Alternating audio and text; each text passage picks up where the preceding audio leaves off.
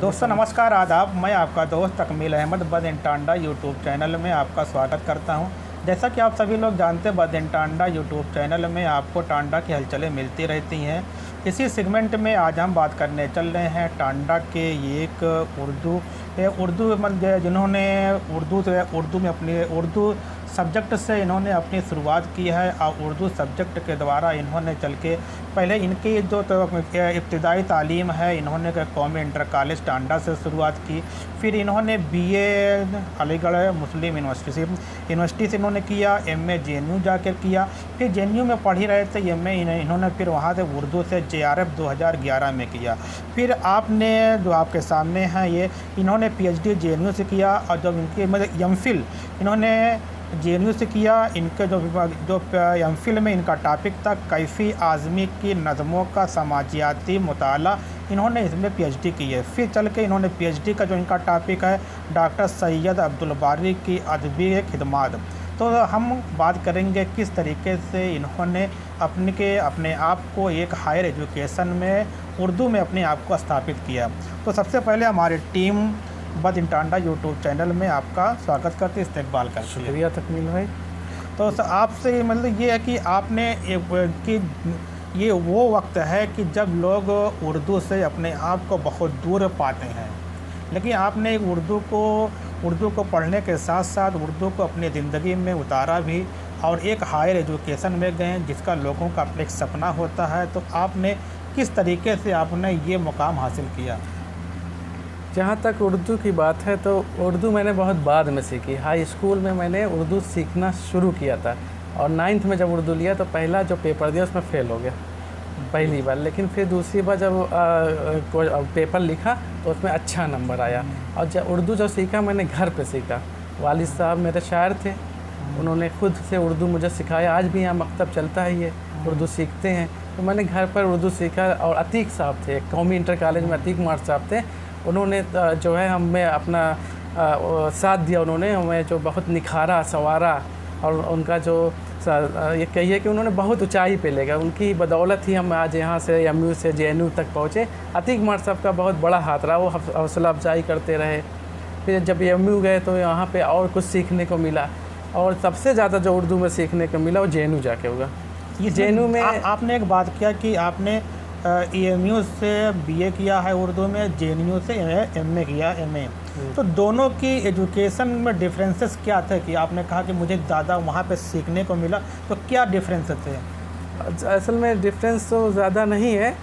अलीगढ़ में उर्दू का जो डिपार्टमेंट है वो ज़्यादा वसी है और जेएनयू का डिपार्टमेंट थोड़ा छोटा है, लेकिन वहाँ पे तहकीकी काम बेहतर होते हैं। जेएनयू में जेएनयू के जो डिपार्टमेंट है वहाँ तहकीकी काम बहुत ज़्यादा बेहतर तरीके से हो रहे हैं। और अलीगढ़ भी अच्छा है, ऐसा नहीं है, बल्कि अलीगढ़ तो मरकज़ है उर्दू का।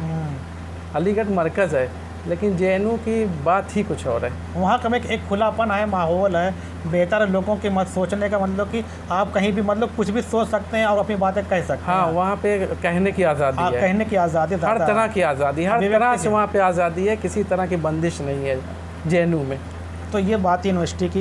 लेकिन जब मैं देख रहा हूँ कि आपने एमफिल कैफ़ी आज़मी की नज़मों का समाजियाती मुताला किया, आपने इसको जब आपने कैफ़ी आज़मी का सामाजिक उनका जो सोशल में उन्होंने क्या काम किया है, तो आप कैफ़ी आज़मी को क्या पाते हैं? कैफ़ी आज़मी का सामाजिक काम बहुत ज़्यादा है। उन्होंने उनकी जो ज़िंदगी है बहुत ही ये कहिए कि शोषण में गुजरी, इस्तेहसाल बहुत हुआ उनका। उन्होंने आज़ादी का ग़ुलामी का ज़माना देखा, आज़ादी 47 से पहले का ज़माना देखा, ज़मींदारी देखी, जो ज़मींदार जो जुल्म सितम करते थे वो देखा, है ना। और इसके अलावा समाज में जो गरीब तबका था उन पे जो जुल्म सितम हो रहे थे उनको देखा, औरतों पे जो जुल्म सितम हो रहे थे औरतों के मसाइल को देखा। यही वजह है कि उन्होंने अपनी शायरी में समाजियाती मौज़ूआत पर शायद ही कोई ऐसा मौजू हो जो जिस पर उन्होंने नज़्म ना लिखी। औरत के मसाइल हैं, औरत के मसाइल पे औरत लिखी, और मज़दूरों के मसाइल पे मकान लिखी। आज की रात बहुत गर्म हवा चलती है, आज की रात ना फुटपाथ पे नींद आएगी, तुम भी उठो सब उठो, तुम भी उठो मैं भी उठूँ सब उठो, कोई खिड़की शायद उसी दीवार में खुल जाएगी। तो मज़दूरों के मसाइल पे बहुत लिखा, किसानों के मसाइल पे बहुत लिखा। इसमें इनका कोई नज़्म आपको जो सबसे अच्छी लगती हो? इनकी बहुत सारी नज़में, जैसे मुझे तो सबसे अच्छी नज़में तो इनकी मकानी लगी, फिर औरत है, फिर दूसरा वनवास है, और इनकी रूमानी नज़में बहुत ज़बरदस्त होती थी। रूमानी नज़में जो इब्तदाई ज़माने की नज़में थी, इनके 3 मजमूए थे। इब्तदाई नज़में जो थी रूमानी थी, रूमानी टाइप रहती थी, जिसमें इश्क व मोहब्बत की वारदातें रहती थी। हर कोई जो मोहब्बत करता है शुरू में तो उसको पेश किया। इसके अलावा फिर दूसरा मजमूआ जो है आज़ादी की जो जंग चल रही थी उससे मुतासिर थे ही, समाज के जो मसाइल थे उस पर उन्होंने शायरी की। तीसरा मजमूआ सबसे बेहतर मजमूआ है जो आखिर शब के आवारा सद्दे के नाम से शाया हुआ था, और इनका सबसे अच्छा मजमूआ, इसी पे इनको साहित्य अकादमी का अवार्ड भी मिला था। अब बात करते हैं कि आपने PhD डॉक्टर सैयद अब्दुल बारी की अदबी खिदमात, तो इनको आप क्या पाते हैं? डॉक्टर अब्दुल बारी साहब जो थे टांडा की एक बहुत बड़ी शख्सियत का नाम है। अब मुझे अफसोस इस बात का होता है कि टांडा वाले उन्हें जानते भी नहीं हैं। टांडा लहदादपुर के रहने वाले थे।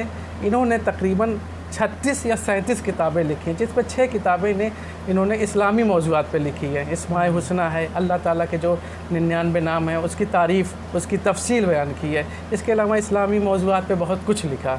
इसके अलावा इन्होंने उर्दू अदब पे जो काम किया है, तनकीद की तकरीबन 8 किताबें हैं, और शायरी की 2 किताबें हैं, और इनकी तहक़ीक़ की किताबें 4 हैं। और इसके अलावा बहुत सारी किताबें की, और ख़ुद का रिसाला भी निकालते थे, इदारत भी करते थे, पेशरफ्त के कई साल तक एडिटर भी रहे, इदारा बहुत ज़बरदस्त लिखते थे।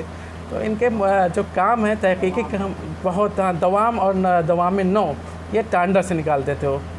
इनका कोई शेर जो आपको सबसे पसंद है? इनकी शायरी, असल में शायरी का जो मैटर है, इनके शायरी में इतना बेहतर नहीं कर सकते, क्योंकि इनका फील्ड जो थी तहक़ीक़ की थी, तनकीद की थी। अच्छा। इसलिए शायरी में उनका कोई ख़ास काम नहीं है, और शायरी ऐसी भी नहीं है कि उसको बहुत अच्छी तरह से कोई मतलब ज़ुबान रद्द हो जाए। अच्छा। आपकी भी फील्ड तहक़ीक़ और तनकीद पर है। हाँ, तो इस पे आपने क्या मतलब क्या कोई किताब भी लिखी है? हाँ, मेरी किताब जो है एक आ रही है कैफ़ी आज़मी पे, और दूसरी किताब जो है तो मेरे मज़ामीन का मजमूआ है, अभी टाइप कर रहा हूँ, जल्द ही इंशाअल्लाह आ जाएगी। और जो कैफ़ी आज़मी पे है वो उर्दू एकेडमी से मुझे वो प्रोजेक्ट मिला है, उसको जल्द ही आप लोगों के सामने आ जाएगी। तो आपने देखा कि आपके सामने आपका गुड नेम मोहम्मद अशहर अंसारी है, अशहर सौदागर के नाम से। अशहर सौदागर, मैंने आपका नाम इसलिए पूछ लिया क्योंकि मैं शुरू में नाम आपको बता नहीं पाया था। जो आपके सामने ये टांडा अम्बेडकर नगर में से बिलोंग करते हैं, फिर JNU भी अलीगढ़ जाते हैं, फिर वहीं से JNU निकलते हैं, जैसे कि मैंने शुरू में अपने ही लेक्चर में बताया था। उम्मीद करता हूँ आपको ये हमारा नया प्रोग्राम बेहतर लगा होगा। अगर आपको इसी तरीके के टांडा में और शोरा की और इस तरीके जिनकी अपनी ये उर्दू में खिदमात है उनको देखना चाहते हैं, सुनना चाहते हैं, तो ज़रूर कमेंट कीजिएगा। हम फिर लेकर एक नई शख्सियत को आपके सामने आएंगे। ओके, थैंक्स, धन्यवाद। फिर मिलते हैं एक नए सेगमेंट में नए टॉपिक के साथ।